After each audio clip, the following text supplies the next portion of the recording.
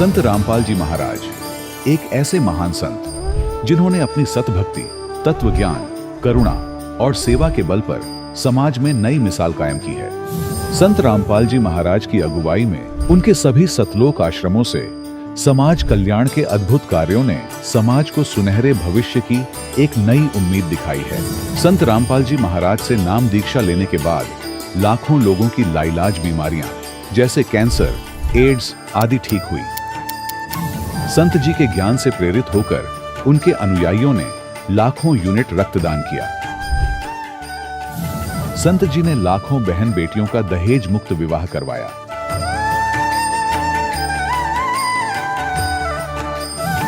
संत जी ने लाखों लोगों का नशा छुड़वाया, करोड़ों उजड़े परिवार बसे। संत जी के आश्रमों में समागम के दौरान निःशुल्क नेत्र चिकित्सा, दंत चिकित्सा प्रदान की जाती है। संत रामपाल जी महाराज द्वारा समय समय पर पर्यावरण संरक्षण के उद्देश्य से बड़े स्तर पर वृक्षारोपण किया जाता है। संत जी ने जरूरतमंदों को तत्काल राहत पहुंचाने के लिए एम्बुलेंस सेवा शुरू की। संत जी अपने अनुयायियों को देहदान के लिए प्रेरित करते हैं, जिससे मानवता की सेवा और चिकित्सा क्षेत्र में सुधार हो सके। संत रामपाल जी महाराज के सभी आश्रमों में हर रोज निःशुल्क भंडारा आयोजित किया जाता है, जहां हर वर्ग, हर जाति और हर धर्म के लोग एक साथ बैठकर भोजन करते हैं।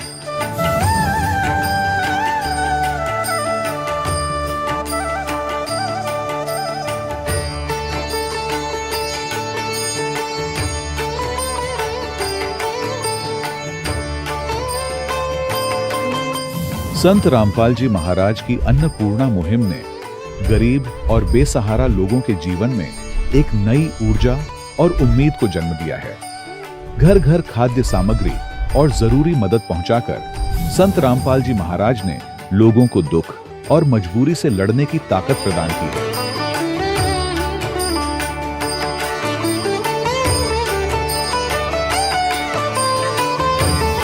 संत रामपाल जी महाराज द्वारा गरीब लोगों के लिए घर बनवाने का अद्भुत कार्य एक ऐसी मिसाल कायम कर रहा है जो सदियों सदियों संत जी की उदारता और दया भावना के तौर पर जाना जाएगा।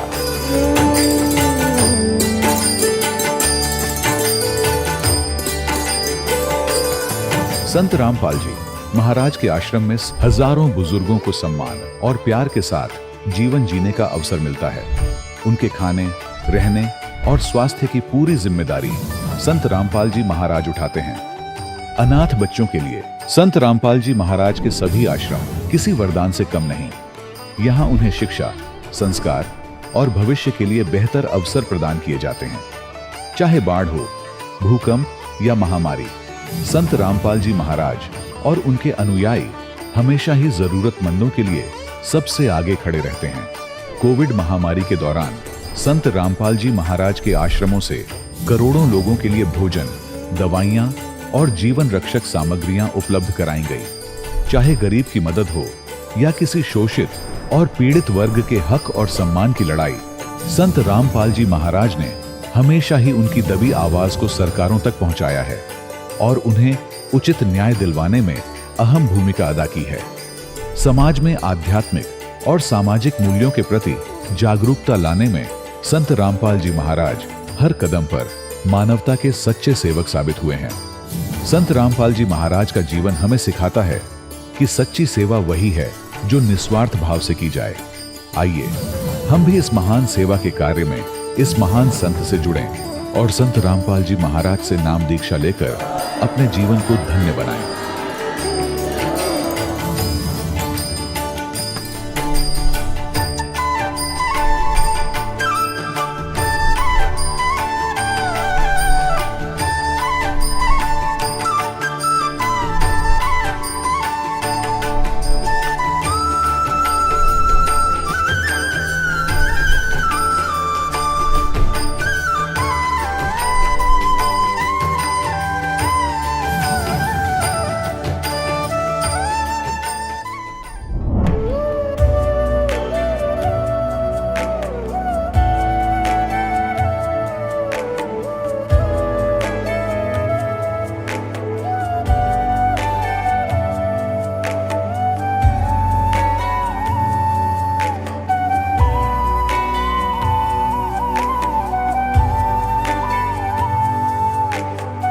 गीता अ18 के श्लोक नंबर 62 में भगवान स्वयं कह रहे हैं कि अर्जुन उस परमेश्वर की शरण में जा जिसकी कृपा से परम शांति व शाश्वत स्थान अर्थात सतलोक को प्राप्त होगा।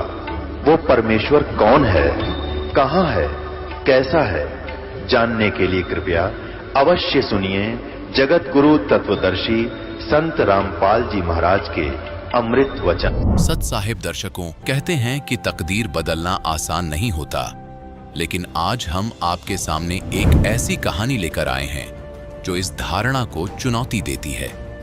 मिलिए राजेंद्र सिंह जी से, जो बठिंडा पंजाब से हैं।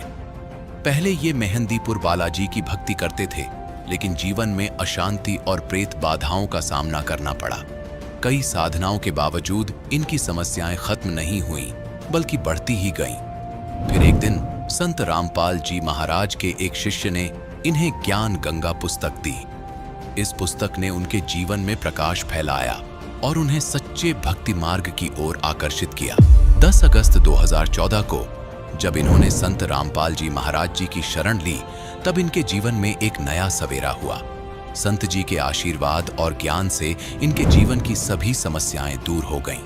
प्रेत बाधाएं समाप्त हुईं, खोई हुई संपत्ति वापस मिल गई और इनका परिवार सुख शांति से भर गया। अब आइए उनके शब्दों में सुनते हैं उनका यह अद्भुत जीवन परिवर्तन। जी नमस्कार। नमस्कार जी सर जी। सर क्या नाम है आपका? राजेंद्र सिंह जादौन, बठिंडा पंजाब से। सर संत रामपाल जी महाराज जी से कब जुड़े आप? 10/8/2014 को जुड़े थे। सर संत रामपाल जी महाराज जी से जुड़ने से पहले आपने क्या भक्ति साधनाएं की?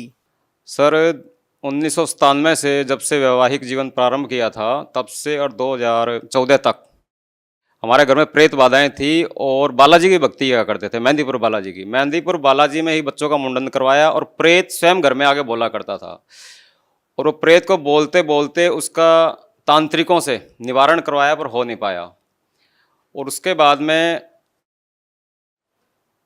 राजस्थान नोखा के अंदर कोई मेहंदीपुर बालाजी का भगत था, तो उसने कुछ कार्रवाई करके दी थी भी, ये आप घर ले जाओ और ये शांत हो जाएगा प्रेत। मेरे घर पे आने से पहले प्रेत ने कह दिया था कि जो तू करवा के लाया है ना, उसके करवाने से कोई तेरे को लाभ नहीं होगा। और मेरा हाथ पकड़ा, बाजू पकड़ा और मंदिर के अंदर ले गया जहां मंदिर बनाया हुआ था।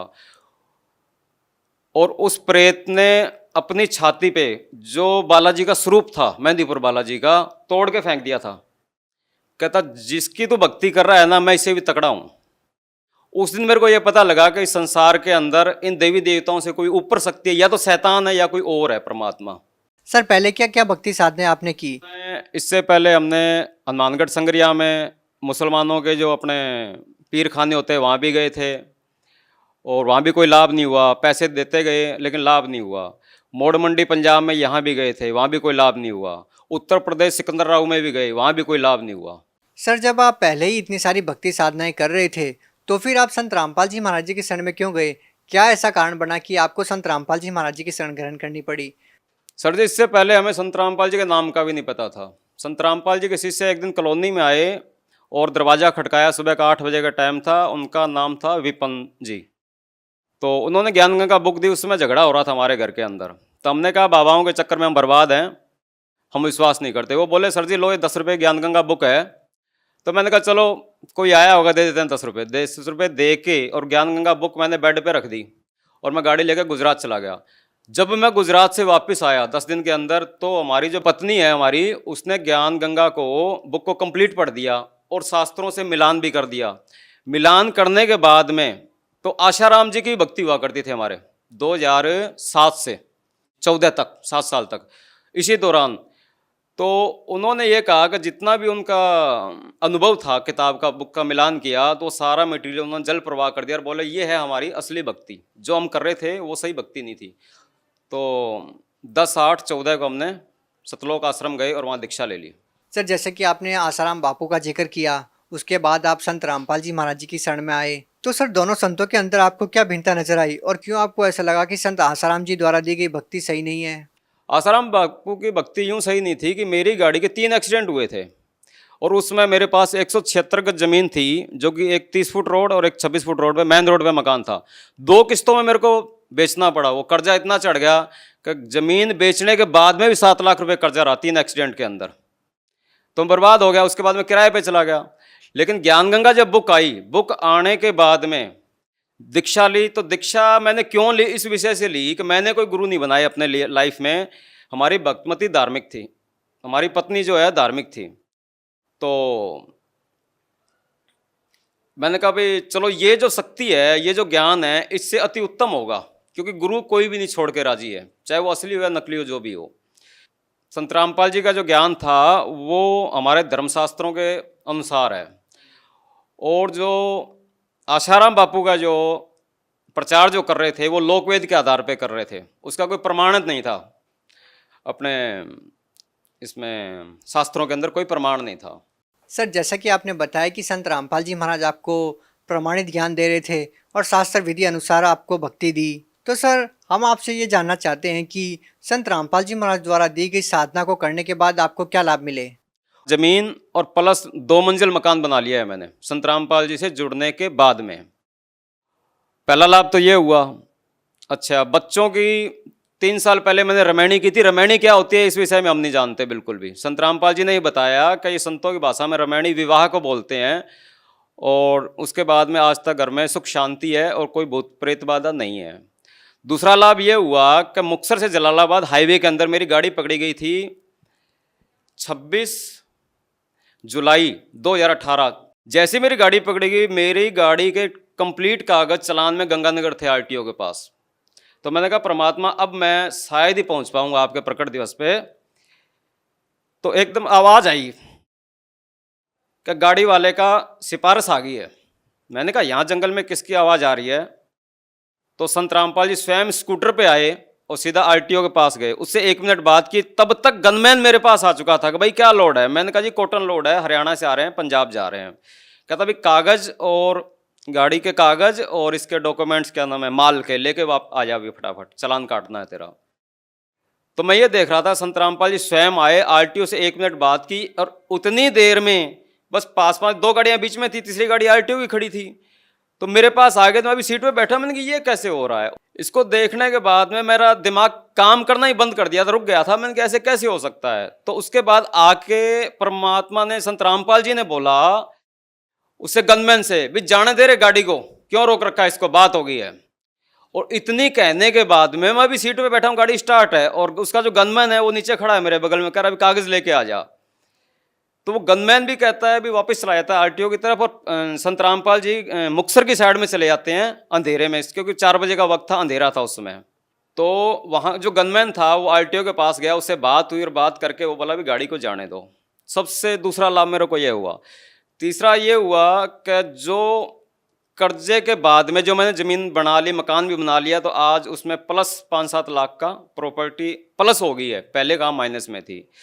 तीसरा लाभ ये है जी, मेरी कमर में बहुत बड़ा दर्द भी नहीं था, एक तरह का जैसे हड्डी टूट जाती है, रीढ़ की हड्डी, उस हिसाब से था। तो मेरे से चला भी नहीं जा रहा था, अंग भी नहीं हिल रहे थे उस समय। ये हनुमानगढ़ राजस्थान की बात है। तो मैंने कहा परमात्मा, अब दास क्या करेगा कि बच्चे छोटे हैं तो गाड़ी नहीं चलाएंगे, नहीं उनको कोई ऐसा ट्रेनिंग दे रखी है मैंने बच्चों को। तो मैंने कहा अब गाड़ी को कबाड़ियों को बेच देंगे और घर पे जाके भक्ति करेंगे, आराम से साधना करेंगे। बढ़िया हो गया। तो उसके 3-4 घंटे के बाद ही मेरा धीरे धीरे वो शरीर सही स्वस्थ हो गया, और आज मैं बिल्कुल स्वस्थ हूँ। किसी डॉक्टर से 1 रुपये की भी दवाई नहीं ली मैंने। 5वां लाभ जो है वो ये है कि हमारी जो पत्नी है उसको खूनी बवासीर था और लिकोरिया की बीमारी थी, वो भी आज कंप्लीट स्वस्थ है बिना दवाई के, संत रामपाल जी से नाम दीक्षा लेने के बाद में। आज तक यही लाभ है, सुख शांति है, और अपना सही जीवन जी रहे हैं। और अपने सर जी ऐसा था, दुकान है घर के अंदर, नीचे ऊपर रिहाइश है, 2 मंजिल मकान है। तो उसमें एक बार ऐसा हुआ था, कुछ पैसे रखे थे, शाम को गल्ला कंप्लीट रखने में 4000 के करीब थे, और उसमें से जैसे किसी को 1500 रुपये दे दिए गए थे। 1500 रुपये देने के बाद में जब बेटा आया तो उसने कहा भी इसमें पैसे किसने दिए हैं? तो हमने कहा जी हमने दिए 1500 रुपये। कहता 1500 रुपये दिए, लेकिन जितने में रख के गया था तो उतना ही है, ये पैसे कहाँ से बढ़ गए? तो सबसे बड़ा लाभ तो ये हुआ जी 1500 रुपये वो हमारे बढ़ गए थे। और दूसरा, एक बार गंगानगर के अंदर डीजल चोरी हो गया था हमारा। डीजल चोरी हुआ तो बेटे ने बोला कि पापा जी डीजल चोरी हो गया। मैंने कहा चलो जो ले जाएगा उसके कर्म फोड़ेगा, हमारा क्या चोरी हुआ है। तो उसी डीजल में इतनी बरकत हुई कि जितना डीजल मेरा था, कम से कम समझो आप 50 लीटर डीजल मेरा चोरी हुआ था, 3.5-4 की एवरेज है उसकी। तो 300 किलोमीटर गाड़ी शेष डीजल में उतनी एवरेज बढ़ाई थी या परमात्मा ने बंदी छोड़ने डीजल बढ़ाया था, वो तो मालिक की लीला मालिक ही जानते, लेकिन हमारा कोई नुकसान नहीं हुआ था। ये 2 लाभ हमारे को विशेष हुए हैं। सर जैसा कि अभी आपने रामायणी का जिक्र किया, बच्चों की जब आपने शादी की उस विवाह को आपने रामायणी बताया। संत रामपाल जी महाराज द्वारा सादगीपूर्ण विवाह करवाया जाता है। सर इस सादगीपूर्ण विवाह के बारे में बताइए, किस प्रकार से करवाया जाता है? संत रामपाल जी ने जो रामायणी है, इससे पहले हम भी नहीं जानते थे। ये 17 मिनट में शादी होती है। रामायणी कहो या शादी कहो, वो भाषा अलग है। और इसमें ना दहेज लिया जाता है ना दिया जाता है। इसमें कोई बारात नहीं, कोई बैंड नहीं, कोई बाजा नहीं, कोई सेहरा नहीं, कोई पंडित नहीं, कोई काजी नहीं, ना ही कोई हवन फेरे हैं। सिंपल तरीके से जाओ और अपना 17 मिनट में गुरु जी का एक बनाया हुआ मतलब रामायणी है, वो 17 मिनट में पढ़ दिया जाता है। और परमात्मा को, संत रामपाल जी को साक्षी मान के और अपना जीवन बच्चे स्टार्ट कर लेते हैं। सर जो श्रद्धालु है वो कैसे विश्वास करेंगे संत रामपाल जी महाराज के ऊपर? संत रामपाल जी महाराज पे ऐसे विश्वास करेगा, जब कबीर साहब 600 साल पहले आए थे तब उन्होंने अपने आप छुपा के ही लीला की थी। चाहते तो वो एक पल के अंदर ही अपनी शक्तियों को उजागर कर देते, लेकिन एक आम इंसान की तरह उन्होंने उपदेश दिया था और समझाने का प्रयास किया था। संत रामपाल जी जो भक्ति साधना के जो सही मंत्र दे रहे हैं, उन मंत्रों में ही इतनी शक्ति है और वो प्रमाणित हैं। और वो प्रमाणित कैसे हैं कि जैसे जो प्रमाणित संत हमारे आए थे, गरीबदास जी महाराज हैं, मीराबाई हैं, नानक साहब हैं, इन्होंने यही मंत्र जाप किया था, वहाँ से वो प्रमाणित हो जाते हैं। और इन मंत्रों की शक्तियों से ही हमें पूरा लाभ हो रहा है। सर जो लोग आज भी संत रामपाल जी महाराज जी से जुड़ना चाहते हैं, वो उनसे नाम दीक्षा कैसे प्राप्त कर सकते हैं? अभी जो टीवी पे जो सत्संग आता है 7:30 से 8:30 बजे तक, उस पर पीली पट्टी चलती है। पीली पट्टी पे सब नंबर दिए हुए हैं, वहाँ पे कॉल करो। और घर घर हर भगत पूरे मतलब भारतवर्ष में फैले हुए हैं। और इसके प्लस ऐसी व्यवस्था बना दी गई है कि जगह जगह आश्रम है और वहाँ टीवी चैनल के प्रचार के माध्यम से अपने जुड़ सकते हैं। जी धन्यवाद। सत साहिब जी, सत साहिब। दर्शकों, अभी आपने सुने संत रामपाल जी महाराज से दीक्षा प्राप्त करके सुखी हुए भक्त के अनुभव। अब देखिए जगत गुरु तत्वदर्शी संत रामपाल जी महाराज के मंगल प्रवचन। परम पिता परमात्मा पूर्ण ब्रह्म, सारी सृष्टि के रचनहार, कुल मालिक कबीर परमेश्वर जी की असीम रजा से आप सभी पुण्यात्माएं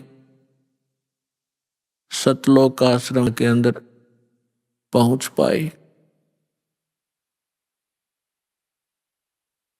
जिस आत्मा के ऊपर परमात्मा विशेष प्रसन्न होते हैं, उन्हीं को ऐसे शुभ स्थान और शुभ समागम उपलब्ध हुआ करते। सकल पदार्थ हैं जग माही, और कर्महीन नर पावत नाहि। पुण्यात्माओं, आप बच्चे हो, विद्यार्थी हो, टीचर को पता होता है कि यदि ये विद्यार्थी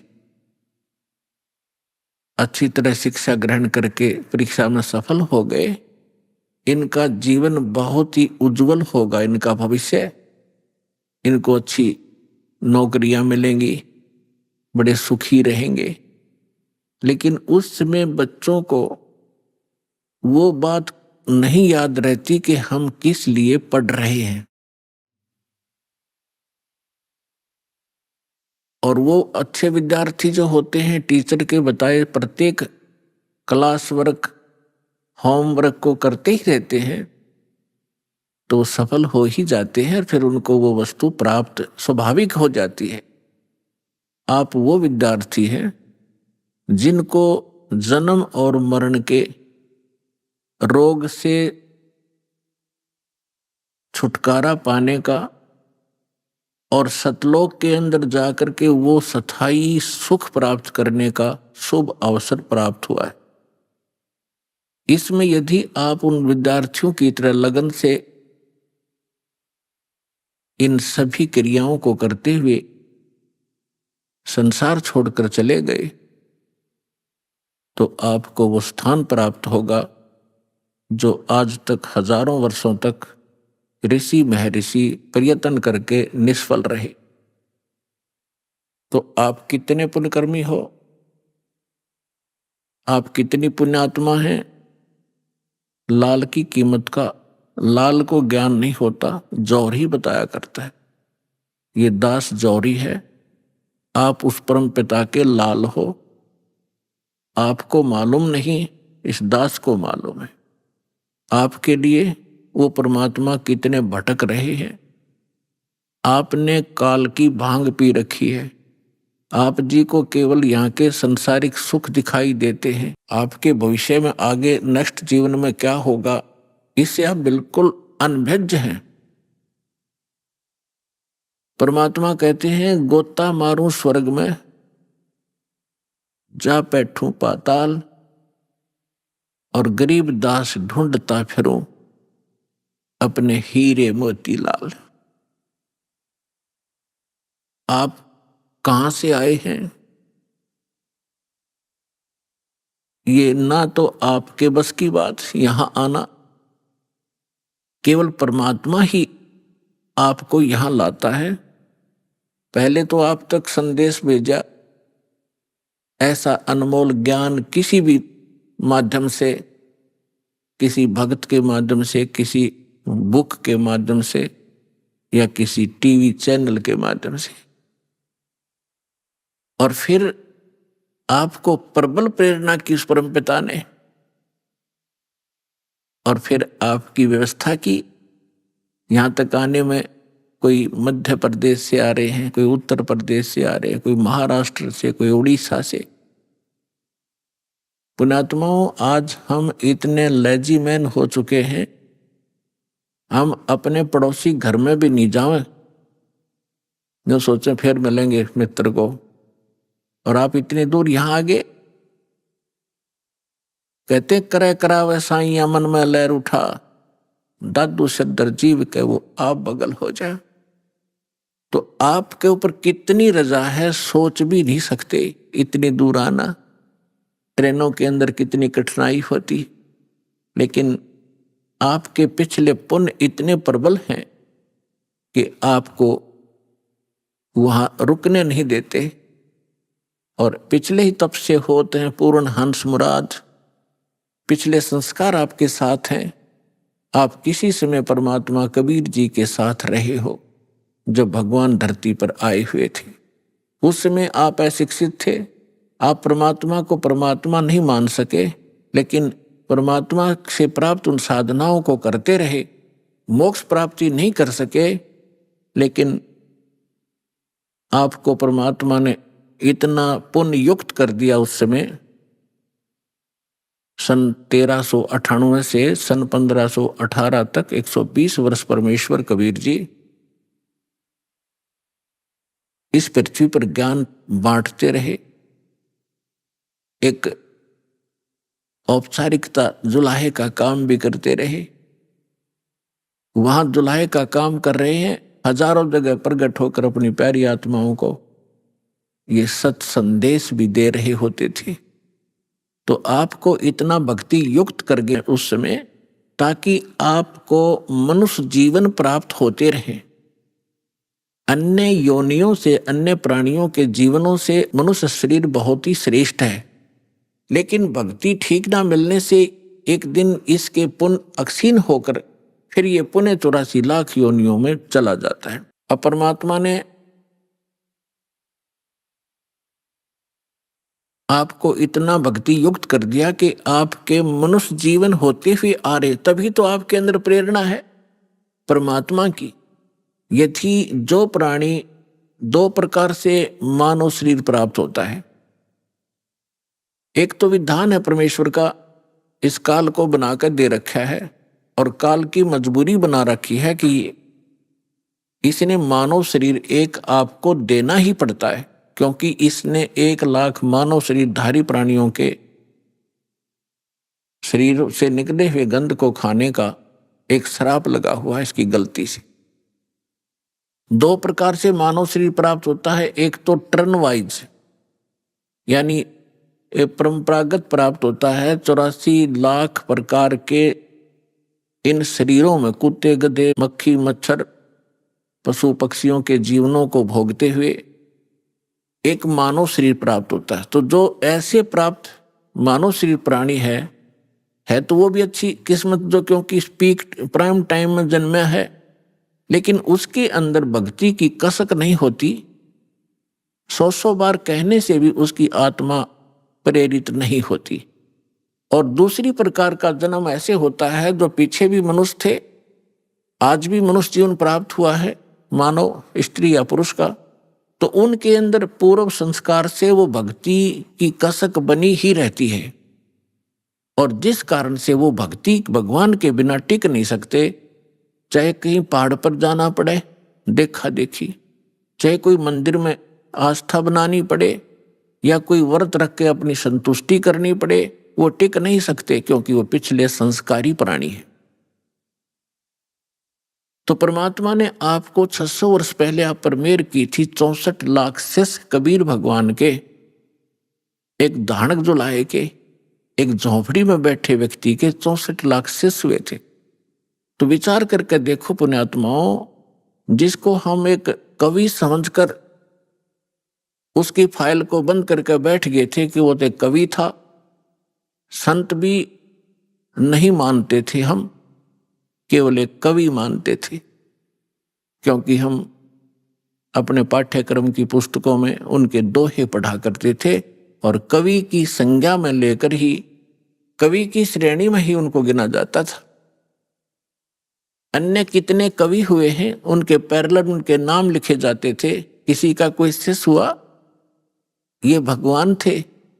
और इन्होंने जो अमृतवाणी, जो तत्व ज्ञान प्रचार किया, कबीर सागर के अंदर विद्यमान है, उससे भी स्पष्ट है। उन्होंने वो ज्ञान दे रखा है जो वेदों, पुराणों, श्रीमद् भगवद गीता, बाइबल, कुरान और इनमें नहीं है। वो ज्ञान भी परमात्मा ने बोल रखा है।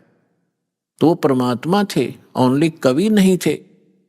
और उनके परमात्मा की महिमा में वेदों में लिखा है कि वो परमात्मा ऊपर रहता है सतलोक में, मनुष्य दृश्य है, राजा के समान एक तख्त पर, सिंहासन पर विराजमान है, वहां से गति करके चल कर आते हैं या अच्छी आत्माओं को मिलते हैं, अपने ज्ञान को लोकोक्तियों के माध्यम से, दोहावलियों के माध्यम से, पद्य भाग में ऊंचे स्वर में बोल बोल कर सुनाते हैं, जिस कारण से वे कवियों में से भी एक प्रसिद्ध कवि की पदवी भी प्राप्त करते हैं, लेकिन वो होते हैं भगवान।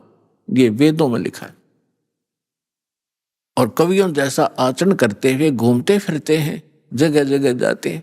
उसी दृष्टिकोण से परमात्मा एक ही समय में हजारों जगह प्रकट होकर के आज से 600 वर्ष पहले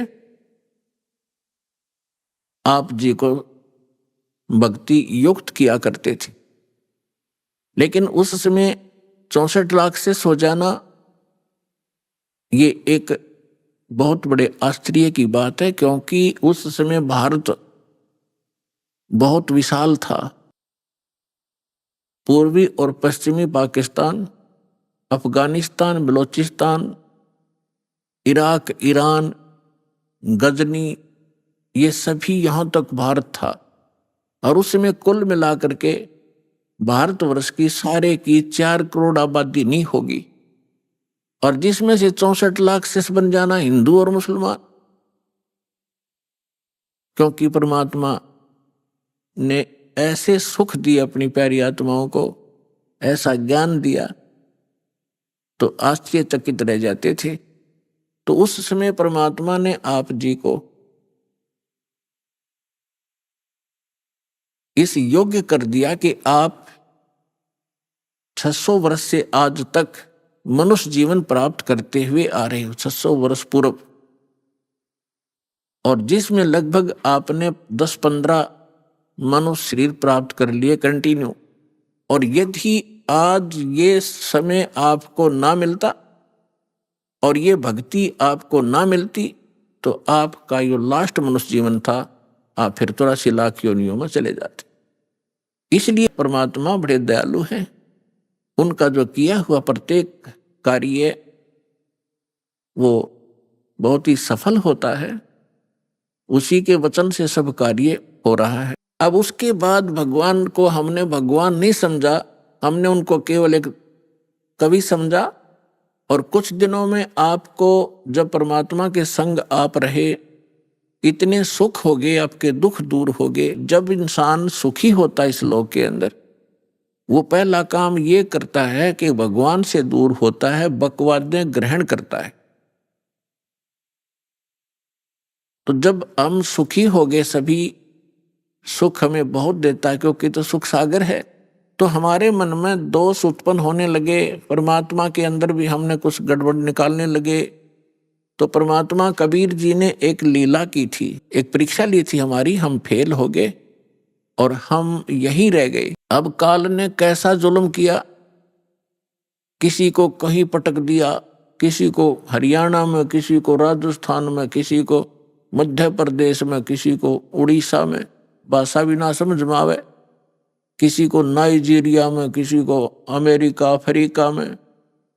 उन प्यारी आत्माओं को जो परमात्मा की भक्ति किया करते थे, उन्हीं में से ये सारे अफसर बने हुए हैं, राजा बने हुए हैं, एमएलए एमपी बने हुए हैं। क्योंकि पिछले पुण्य के बगैर ऐसे उच्च पोस्ट प्राप्त नहीं होती। और जब तक इनको पुण्य वो ज्ञान नहीं होगा कि हम कौन हैं, हम किस लिए जन्मे हैं। मानव शरीर केवल इसीलिए प्राप्त नहीं होता कि आप माया इकट्ठी करो, संसारिक प्रभुता प्राप्त करो, सारा कुछ हो गया, करोड़ों की संपत्ति भी होगी, आपकी यहाँ आसपास के क्षेत्र में कोई एमपी मंत्री मिनिस्टर बनकर महिमा भी होगी, क्योंकि आप पिछले पुण्य आपके साथ थे, वो मलाई, वो बैटरी आपकी चार्ज थी, वो चल रहा था। फिर आपकी मृत्यु हो जाएगी और नेक्स्ट जीवन क्या होगा, फिर कुत्ते की योनि में, गधे के शरीर में यहां भटक रहा होगा। तो खाक वो संपत्ति क्या काम आई आपके, और क्या वो महिमा ने आपका साथ दिया। चाहे आपकी मृत्यु के उपरांत यहाँ पर कोई आपका बुत बनाकर, आपका तस्वीर बनाकर सालाना, चाहे आपके उस देश के लोग उस पर बेशक माला अर्पित करते रहें, आप गधा बनकर धक्के खा रहे होगे। तो जब हमें ये पता चलेगा, तब हम सभी, चाहे कोई किसी पोस्ट प्राप्त है, कितना धनी है, चाहे गरीब है, उसको फिर इस बात से चिंता बनेगी कि सचमुच ये तो हो ही रहा है। पता नहीं कितने आप देख रहे हो, प्रधानमंत्री, राष्ट्रपति, 1 मिनट में मृत्यु हो जाती है। फिर क्या, कहाँ गई वो प्रभुता? आगे का इनको पता नहीं, आगे का उन परमात्मा ने बताया, और परमात्मा से परिचित जिन महापुरुषों ने बताया वो हमारे सदग्रंथों में विद्यमान है, जो अटल विधान है। उसको कोई ना मानेगा, उसके ना मानने से विधान समाप्त नहीं होगा, और जो स्वीकार करेगा वो आने वाले कष्टों से बच जाएगा। अब दास जो बताना चाह रहा है, अब कितने दयालु है परमेश्वर, आपके पास कहां कहां संदेश भेजा। परमेश्वर ने 600 वर्ष पहले कहा था, जब धर्मदास जी जो उन पुण्यात्माओं में से हैं जिनको भगवान मिले थे, सतलोक दिखाया था, जहां भगवान रहते हैं उसे परिचित कराया था। धर्मदास जी बहुत चिंतित हो गए थे इस बात से कि परमात्मा ने कहा था कि धर्मदास मेरी लाख दुहाई, ये मूल ज्ञान कहीं बाहर न जाई। और मूल ज्ञान बाहर जो पढ़ी, ये बिचली पीढ़ी हंसनी तरही। और मूल ज्ञान तब तक छुपाई जब तक ये 12 पंथ ना मिट जाए। फिर धर्मदास जी से कहा था कि धर्मदास मेरी लाख दुहाई, ये सार नाम कहीं बाहर ना जाए। सार नाम बार जो पढ़ी, ये मेरी बिचली पीढ़ी हंसनी तरही। अपने आत्माओं, जब आप परमात्मा के साथ थे, वो 64 लाख तो पहले आएंगे, उसके बाद फिर जो अन्य पुण्यात्माएं आपके घरों में जो आएंगी, आपके संतान रूप में, आपके कोई नाती रूप में, पोता या पोती रूप में, वो तो अलग से आएंगी। बहुत अच्छी आत्माएं आपके घर जन्म लेंगी, जो परमात्मा के सटोक में पहले से रखी हुई है। उस परमात्मा कबीर जी का काल के लोक में 21 ब्रह्मांड में एक गुप्त स्थान है, जहां पर उन पुण्यात्माओं को परमात्मा ने रखा हुआ है जिनको पिछले कलयुग में सार नाम प्राप्त हो गया था, वो पार हुए नहीं और फिर वो काल के हत्थे चढ़ गए थे। क्योंकि इस ज्ञान से आपकी आत्मा में ऐसा दृढ़ निश्चय अवश्य हो जाएगा कि ये सुख जो है, चाहे राष्ट्रपति बन जा, चाहे प्रधानमंत्री बन जावा, और भले ही हम कोई देव पद प्राप्त कर लें, आपकी आत्मा धिक्कारेगी उसको। तो कबीर साहब के साथ ना जाने करके कुछ अच्छी आत्माएं जिनको सार नाम प्राप्त हुआ था किसी कलयुग में, तो वो पार ना हुई, दूसरे संस्कारवश किसी लोक में चले गए। तो उसके लिए परमात्मा कहते, शिव मंडल ब्रह्मापुरी चाहे विष्णु लोक में हो, हमरे गुण भूला नहीं तो आन छुटाऊं। तो जैसे कोई भक्त इस ज्ञान से परिचित और किसी कारण से नाम खंडित हो जाने से उसकी मृत्यु हो जाती है, तो वो कहाँ जाता है? आपको प्रथम मंत्र में श्री ब्रह्मा जी, श्री विष्णु जी, श्री शिव जी, श्री गणेश जी और श्री दुर्गा जी आदि इन देवों के वो मूल मंत्र दिए जाते हैं, जिनसे आपको बहुत लाभ मिलना है। तो उस कारण से आप पार ना हो गए तो इनके लोकों में जाओगे वो सुख भोगने के लिए, जो आपको इस प्रथम मंत्र के बेनिफिट प्राप्त हुआ है। ये लाभ आप वहां अक्षीण करने चले जाओगे। वहां जाकर आपको याद आएगा कि ये तो गुरुजी बताया करते थे कि हमने यहाँ का देव पद भी नहीं लेना, राज्य पद प्राप्त नहीं करना, यहाँ हमारे पुण्य नाश होते हैं। तो वहां जाकर फिर वो रोते हैं। और ये जो प्राइम टाइम होता है, इसका सीमा है। जैसे अब जो बिजली पीढ़ी चली है, इसका समय निर्धारित है, उसके बाद ये भक्ति नहीं रहेगी। इस बीच जो निकल गया सो निकल गया। तो वो भक्ति जो युग है उसका समय समाप्त हो चुका होता है, उनकी मृत्यु हो जाती है। वो कोई ब्रह्मा जी के लोक में जा रहा होता है, कोई विष्णु जी के लोक में, अपने इन मंत्रों के पुनों के आधार से, भक्ति के आधार से इनको वहां खाता है, बर्बाद करता है। तो वहां वो रोते हैं। तब परमात्मा जाते हैं, उनको वहां से छुड़वा कर लाते हैं। उनको उस समय मनुष्य दोबारा जन्म नहीं देते, उनको अपने पास सटोक में रखते हैं।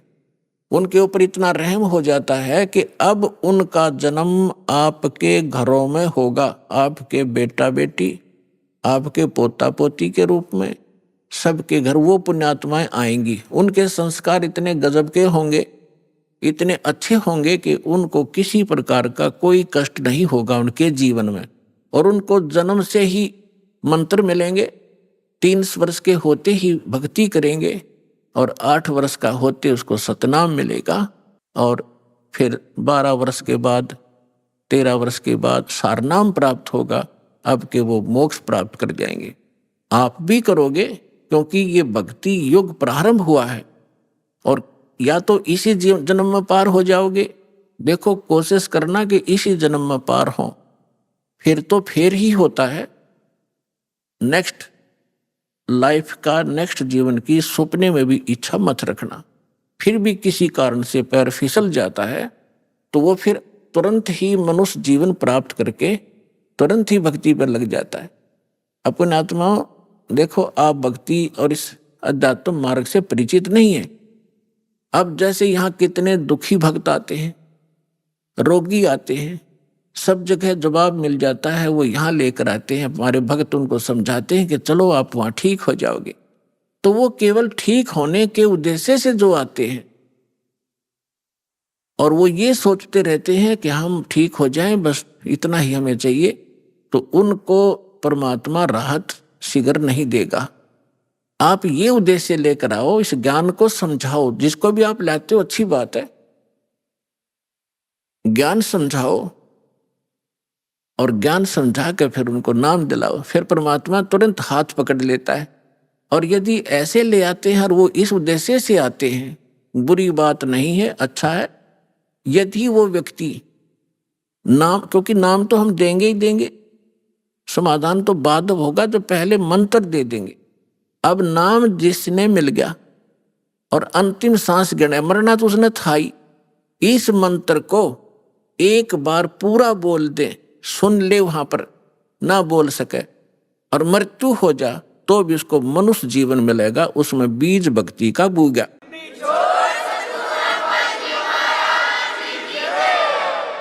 हमने असंग जन्म हो गए, जन्मते मरता ने, धक्के खात्या ने, और अब मनुष्य जीवन प्राप्त होगा, तुरंत ही 10वें महीने यहाँ सतलोक आश्रम में आ लेगा और उसका फिर जीवन शुरू हो गया।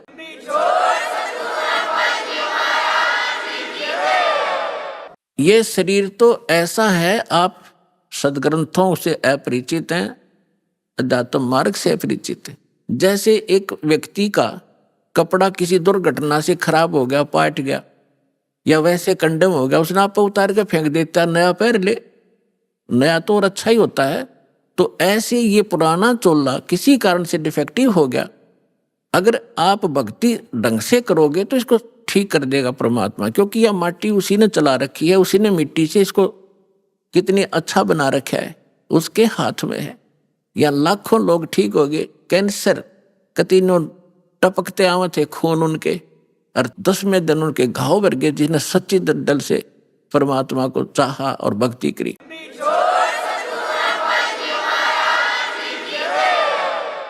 तो दास का कोई उद्देश्य आपको बहकाना नहीं, लेकिन सच्चा ज्ञान बताना। और आप देख रहे हो यहाँ पर जो भी पैसा आता है आपका दान किया हुआ, सारा परमात्मा के भक्तों के लिए खुला भंडारा खोल रखा है, सारी व्यवस्था कर रखी है। केवल परमार्थ के लिए परमात्मा ने दास को भेजा है। आप भगवान के बच्चे हो, दास भगवान का नौकर है, और नौकर को हमें हमेशा डर बना रहता है कि भगवान के बच्चों को, मालिक के बच्चों को ऐसी धारणा हो जा जिससे मालिक रुष्ट हो जाए, उसकी नौकरी को खतरा ना हो जाए। तो दास इस उद्देश्य से आपकी सेवा कर रहा है। आप सच्चे दिल से जब भक्ति करोगे आपका मोक्ष होगा।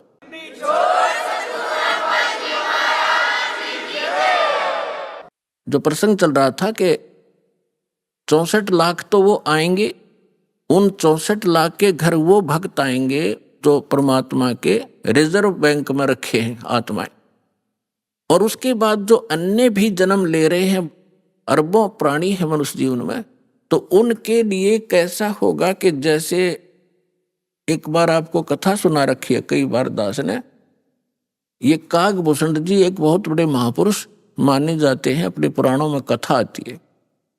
तो उसने, गरुड़ जी ने उनसे पूछा कि हे कागभूषण, आपको ये भक्ति कैसे प्राप्त हुई, आपकी कितनी आत्मा शांत है, आपकी कितनी दीर्घायु है, आपको ये उपलब्धि कैसे प्राप्त हुई। तो कागभूषण ने बताई अपनी, यहां संक्षिप्त में बताऊंगा। कागभूषण जी ने गरुड़ जी से कहा कि गरुड़ जी, एक बार मुझे मानुष जीवन प्राप्त था और मेरी 20 वर्ष की आयु थी। उस समय एक भयंकर अकाल गिर गया, दुर्भिक्ष, जिसमें मेरा पूरा परिवार, माता पिता, 2 भाई बहन और थे, वो सभी मृत्यु को प्राप्त हो गए। मैं 20 वर्ष की आयु था, माता पिता वृद्ध थे, भाई बहन छोटी आयु के थे। वो उस भूख को सहन नहीं कर सके। उनकी मृत्यु के उपरांत आसपास के क्षेत्र में भी बुरा हाल था, लाखों लोग मर गए थे। उस क्षेत्र को छोड़कर मैं अवंतिका नगरी में चला गया।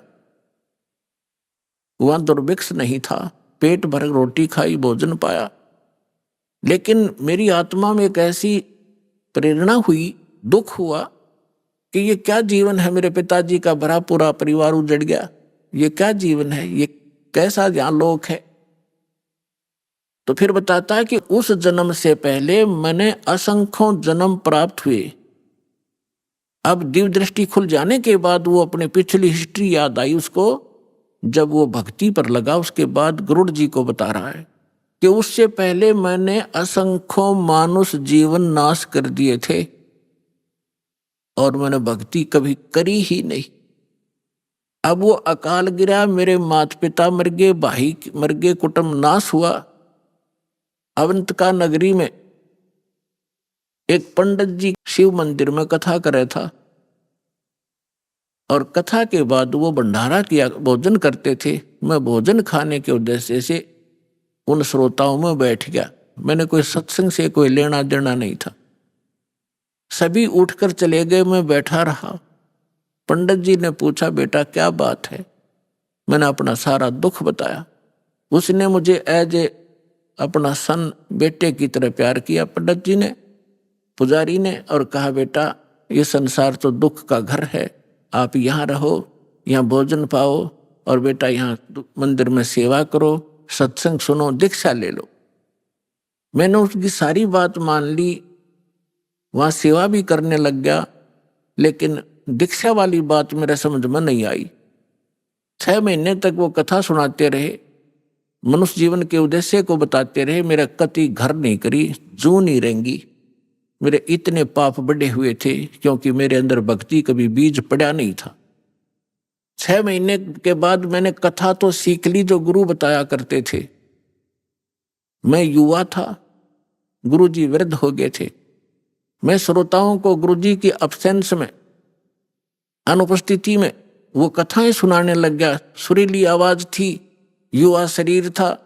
श्रोता मेरी बड़ी प्रशंसा करने लगे कि क्या बात भाई, आप तो बड़ा गुरु जी से भी बढ़िया सत्संग सुनाते हो, वाह भाई वाह, आपकी तो बड़ी प्यारी आवाज है।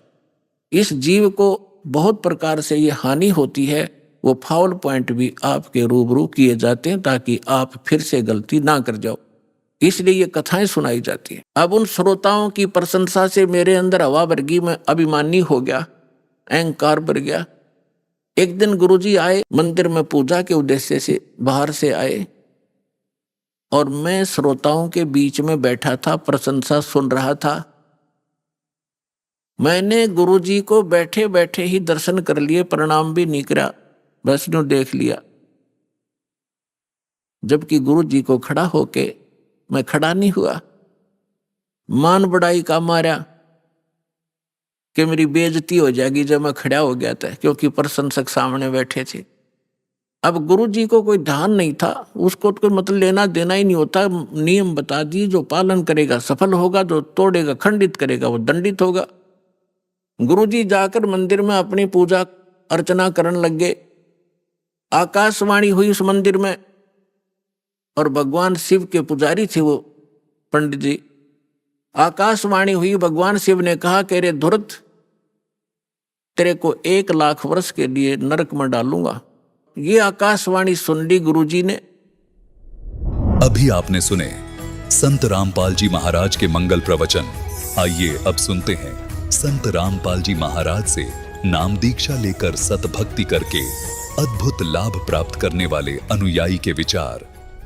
नमस्कार दर्शकों, आधुनिकता के इस युग में मनुष्य हर काम करने में सक्षम है, परंतु अभी भी साइंस भी प्रेत बाधा का कोई हल नहीं निकाल पाई। आज कई ऐसे घर हैं जिन्हें प्रेत बाधाओं ने सताया हुआ है। दर्शकों, एक ऐसे ही व्यक्ति की जीवन कहानी से आज हम आपको रूबरू करवाने जा रहे हैं। ये हैं ओमवीर जी, जो कि उत्तराखंड के रहने वाले हैं। इनकी पत्नी को भूत प्रेत की विकट बाधा थी और यहाँ तक कि इनके बिस्तर पर बैठकर भूत प्रेत इन्हें परेशान किया करते थे। परमात्मा की तलाश और इस समस्या के समाधान के लिए ये कई साधु संतों के पास गए, शिव जी की पूजा अर्चना की, परंतु शास्त्र विरुद्ध साधना होने के कारण इन्हें कोई लाभ नहीं मिला। पर कहते हैं ना, अगर सच्ची आस्था और विश्वास हो तो पूर्ण परमात्मा सबकी सुनते हैं। ऐसा ही इनके साथ भी हुआ। एक दिन इन्हें पता चला उस पूर्ण परमात्मा द्वारा भेजे गए पूर्ण संत रामपाल जी महाराज जी का, जिनसे नाम उपदेश लेने के पश्चात इन्हें अनेकों लाभ मिले। इनकी भूत प्रेत की बाधा जड़ से खत्म हुई, आर्थिक स्थिति सुधरी और साथ ही इनकी नशे की बुरी लत भी छूट गई। अब संत रामपाल जी महाराज जी की कृपा से इनका जीवन सर्व सुख संपन्न है। अब आप स्वयं सुनिए ओमवीर जी के शब्दों में उनका दुखमय जीवन जीने से लेकर सुखमय जीवन जीने तक का सफर। नमस्कार सर। नमस्कार सर। सर क्या नाम है आपका? सर मेरा नाम है ओमवीर कोहली। ओमवीर जी आप कहाँ से हैं? मैं किच्छा उत्तराखंड से हूँ। सर संत रामपाल जी महाराज से नाम दीक्षा आपने कब ली? सर मैंने संत रामपाल जी महाराज से नाम दीक्षा ली थी 2020 में। ओमवीर जी अपने भक्ति सफर के बारे में बताइए, आपने क्या क्या भक्ति साधनाएं पूजाएं की हैं? सर मैं पहले शिव जी की भक्ति करा करता था, हनुमान जी की भी भक्ति करता था और मैं मूर्ति बनाने का काम जानता हूँ। मैं मूर्तियाँ भी बनाता था देवी देवताओं की।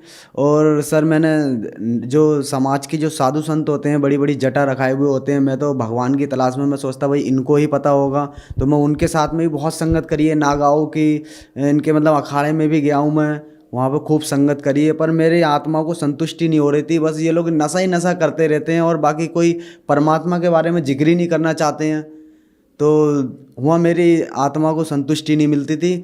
फिर क्या हुआ, मेरी शादी हुई थी तो मेरी भगतमती पे भूत ब्यादा हो गई थी।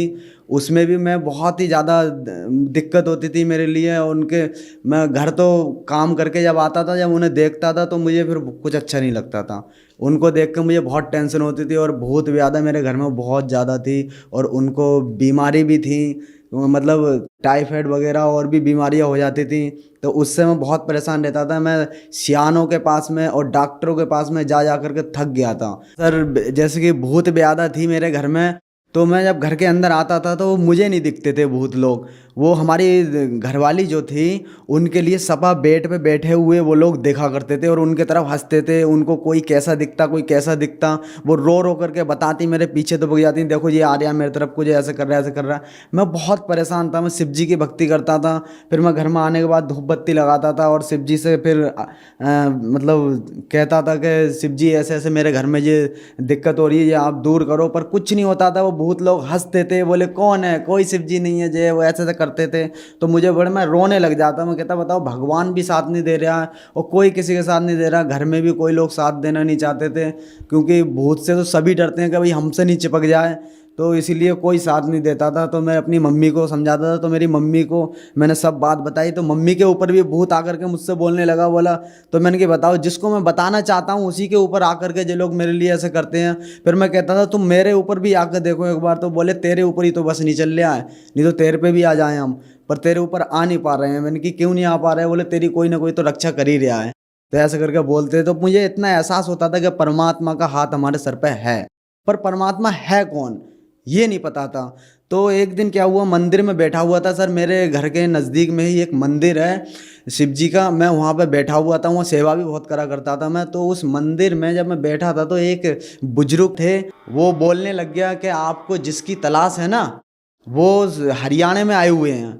मैंने कहा मुझे किसकी तलाश है? बोले आपको भगवान की तलाश है ना, परमात्मा की। मैंने कहा हाँ मेरे को भगवान की तलाश है। तो बोले वो हरियाणा में आए हुए हैं। मैंने कहा हरियाणा में कौन?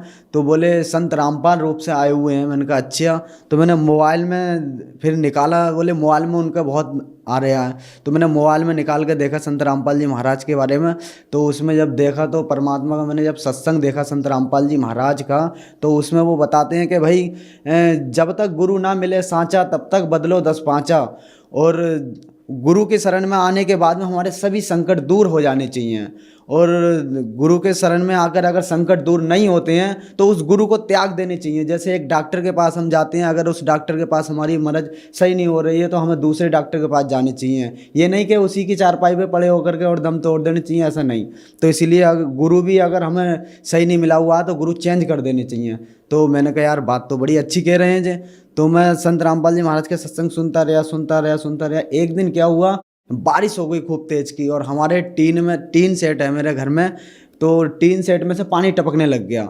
तो हमारी जो घरवाली थी वो अकेली थी घर पे, मैं बाहर था, तो पानी की खूब मोटी धारा एकदम गिरने लग गई चिचिया के। तो उनने परमात्मा कबीर साहब जी को, संत रामपाल जी महाराज को एक बार उनको याद कराता हमारी घरवाली ने कि हे परमात्मा, अगर आप सत्संग देते हो, आप सदगुरु हो, तो मेरे घर का ये पानी टपक रहा है ये बंद कर दो। और लाइट भी नहीं थी उस वक्त, बारिश आ रही थी, तूफान जैसा आ रहा था, तो वो पानी एकदम झम हो गया। फिर जो है मेरे घर में भूत ब्यादा थी, वो भी हल्के हल्के, मतलब जब पूर्ण परमात्मा संत रामपाल जी महाराज से मैंने जब नाम दीक्षा ली थी, फिर उसके बाद में मेरे घर में भूत ब्यादा के जो जितने भी चक्कर थे वो सब समाप्त हो गए।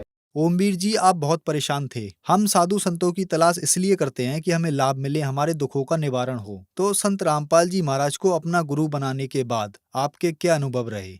हाँ जी, मेरी परेशानियाँ दूर हुई। जैसे कि मैं पहले नाम नहीं लिया था मैंने परमात्मा से, तो मैं बहुत ही दुखी था।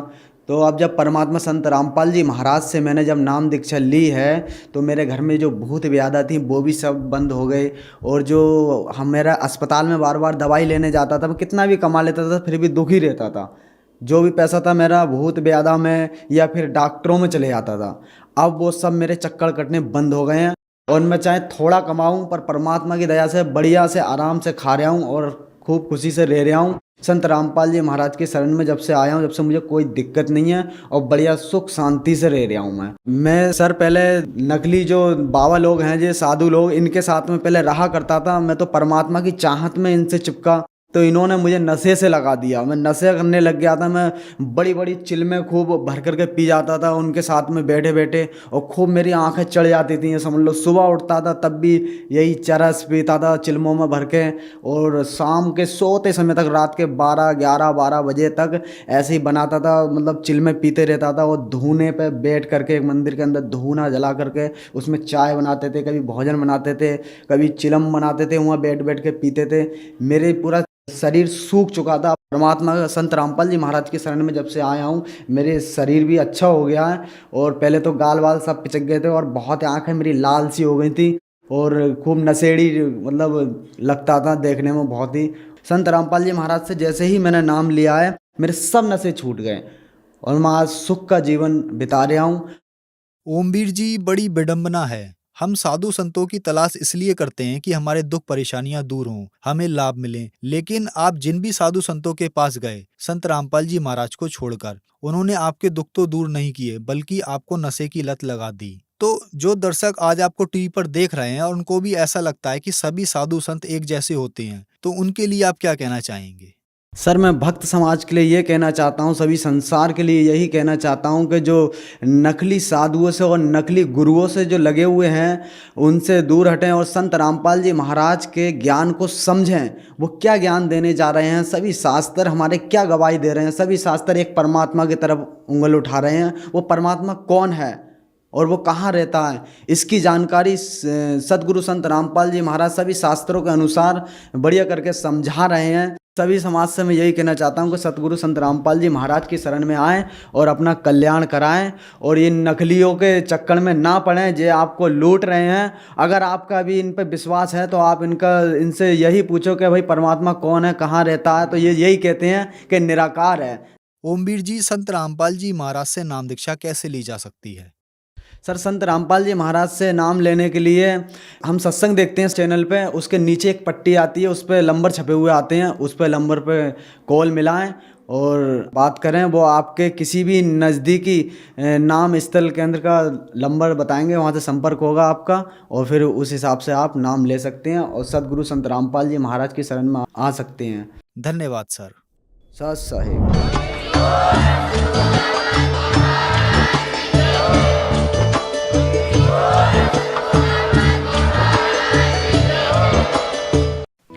आप सुन रहे थे जगत गुरु तत्वदर्शी संत रामपाल जी महाराज के मंगल प्रवचन।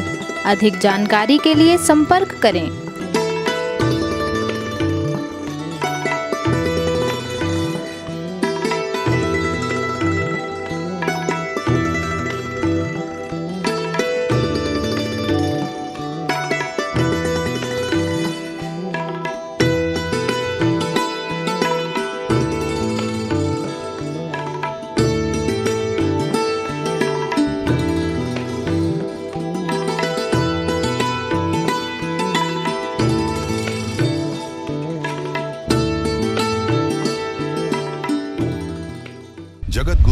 तत्वदर्शी संत रामपाल जी महाराज जी के पावन सानिध्य में भक्ति की अलख जगाने तथा श्रद्धालुओं को सत्य भक्ति मार्ग का रास्ता दिखाने हेतु कनाडा के लोकप्रिय channel the TV NRI channel पर जगत गुरु तत्वदर्शी संत रामपाल जी महाराज जी के मंगल प्रवचनों का प्रसारण प्रतिदिन सुबह 7:30 बजे से 8:30 बजे तक तथा रात्रि 7:30 बजे से 8:30 बजे तक किया जा रहा है। इस सत्य भक्ति मार्ग को अपनाने के लिए अधिक से अधिक सत्संग प्रसारण देखें। इस सत्संग प्रवचन का सीधा प्रसारण संत रामपाल जी महाराज लाइव सत्संग YouTube चैनल और जगत गुरु संत रामपाल जी महाराज Facebook पेज पर भी देख सकते हैं।